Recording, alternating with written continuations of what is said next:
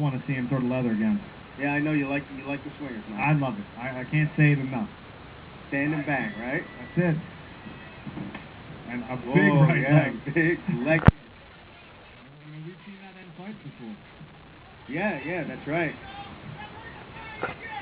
You know, a lot of people, just your average viewer, they might not understand that leg kick to the thigh and really how devastating it can be. Yeah, it takes a lot of steam out of you, and it sets up strikes, it sets up a takedown, like what just happened to Santos here.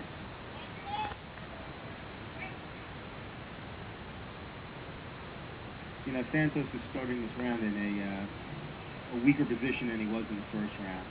But he's recovered half guard nicely, so the kid's jiu-jitsu is good.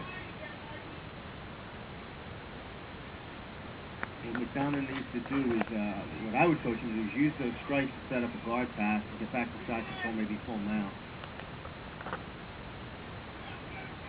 To the amateur MMA, they're not allowed to strike to the head on the ground, so you know, you really can't finish the fight on the ground striking to the head, so you need to use those body shots to set up other jiu-jitsu techniques. So ground and pound, elbows down, raining down to the head area is not allowed in amateur, and as well, no kicks to the head while standing. No, and that's a good way. A lot of, you know, you go to the forums, a lot of people don't like that, but these kids are amateurs, and they're out here to hone their skills, not to rip each other to shreds. Scott, I've heard some talk about possible rule changes to maybe kicking to the head while standing up. Is there anything? Is that in the works? I think they're talking about it, but I think it'll incur too many medical costs for these amateurs, for not only for the promotions, but more importantly for these kids that are pretty much spending all their, financial resources to what the commitment they're making to prepare themselves as well. They go to school, get jobs, and we're trying to minimize these rules so it's affordable for these kids. It's about experience. Oh yeah, and they get plenty of it in this environment.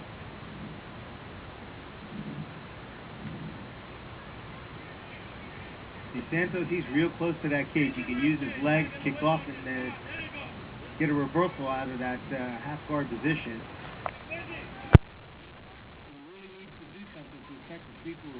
There we go, nice. No. If it wasn't for that cage, you would have had it.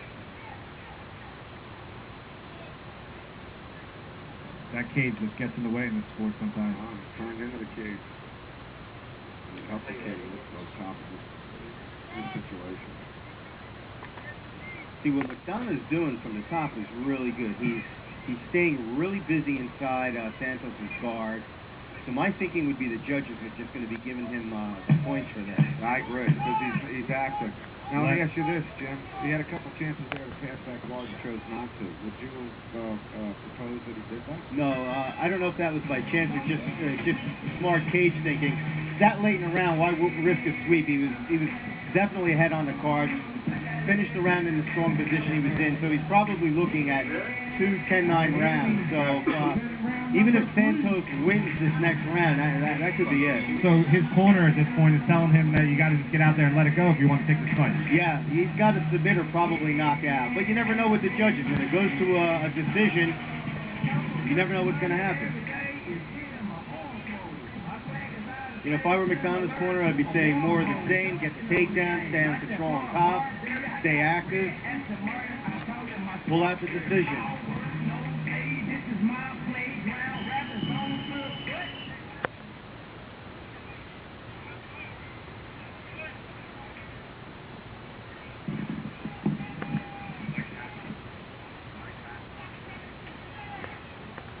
Be the last round of fight number 1. It's the super light heavyweight 175-pound division. Santos in the blue, McDonough in the red.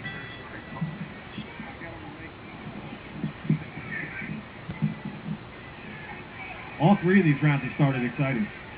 Yeah, well, apparently Santos' cornerman said something to him between rounds because he's bringing the heat now. He really is. Well, he knows he's got to submit him or knock him out. And he tried. Yeah, I don't think he's going to get this. He's got that head and arm guillotine, but it looks like McDonough. Yeah, there we go. Yeah. McDonough's head is out. And McDonough's already shown his ability to keep him down on the ground once he gets him there. Yeah, so my thinking was probably, if this follows the first two stanzas, McDonough should probably stay on top, stay active, ground and pound.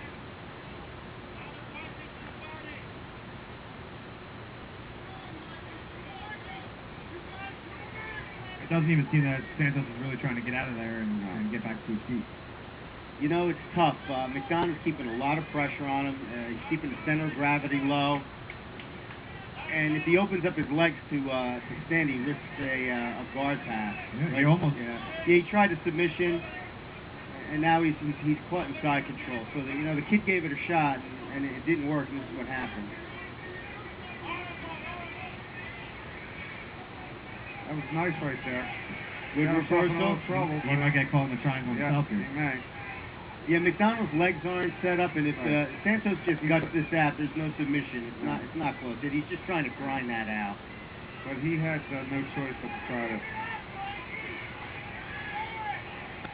And I'll tell you what, McDonough wore himself out a little bit there, trying to finish that. Well, I tell you, if Santos pulls this out, it'll be a great finish. If I'm Santos, I'm standing up here. There you go. I mean, he's got to try to knock him out, and he's tired. Mike's tired. He's throwing some bombs. He needs to get a little distance, though, a little separation. Yeah, Santos looks strong on his feet. He does. This kid's a banger. He may finish this fight. And he might. He heard him. He heard him. You can hear McDonough's corner screaming, take it down. And that was nice right there. McDonough showed a lot of heart on that. He did. Did what he had to do. And he tapped. Yeah. He choked him out. How about that? That was a great first fight. It was. What a way to start the night.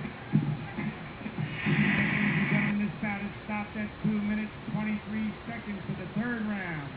The winner by submission by way of guillotine choke came out of the red corner.